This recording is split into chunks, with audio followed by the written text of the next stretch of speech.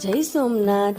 આજે ખુશીની લાઈફની પહેલી રાખડી છે જે એ કુરિયર કરે છે. એનો ભાઈ આવી શકે એમ નથી. એને 12th બોર્ડ છે ને, એના માટે એને કુરિયર કરવાનું હોય એટલે કંઈક યુનિક તો કરવું જ પડે. એ કાંઈ લેટર લખી ના શકે તો કાંઈ વાંધો નહીં, પણ આપણે પણ થોડીક હેલ્પ કરી દઈએ. મેં એનું ફાઇનલ રિઝલ્ટ આવું કંઈક કાઢ્યું, પણ ભાઈ જોઈને ખુશ થઈ જશે જરૂર. થોડોક મેસેજ પણ આપવો પડે ને, એકલી રાખડી મોકલવાનો તો કંઈ ફાયદો જ નથી. ચાલો તો હવે રસોઈ પણ કરી નાખીએ. તો રસોઈમાં પાલક પડી હતી એટલે લાગ્યું કે પાલક પનીર જેવું કંઈક બનાવી નાખીએ, પનીર વગરનું જ. એટલે અમે લસણ, ટમેટાં અને મરચાંની પેસ્ટ કરી નાખી અને બાજુમાં ડુંગળી પણ સુધારી નાખી. પાલકને બોઇલ કરવા માટે રાખી દીધા અને આ બરફના ગાંગડામાં બોઇલ કરેલું પાલક મેં એડ કર્યું ને, તો એનો ગ્રીન કલર એવો ને એવો જ જળવાઈ ગયો.